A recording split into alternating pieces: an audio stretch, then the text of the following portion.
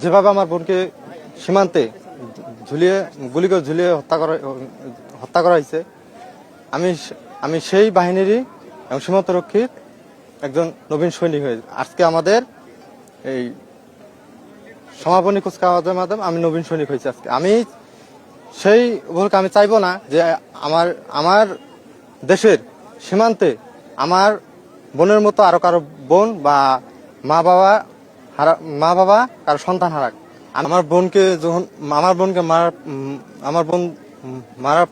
মারার পর তখন আমার স্বপ্ন ছিল, আমার বাবা মারও স্বপ্ন ছিল যে আমাকে এই বিজিবিতে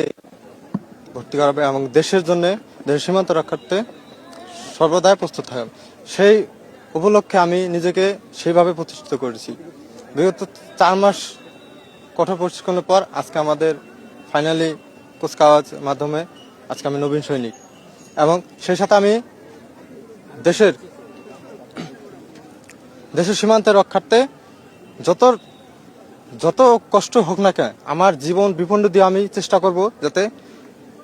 কোনো বোন বা কোনো বাবা মার সন্তান যেন আমার বোনের মতো যাতে পাখির মতো গুলি না খায়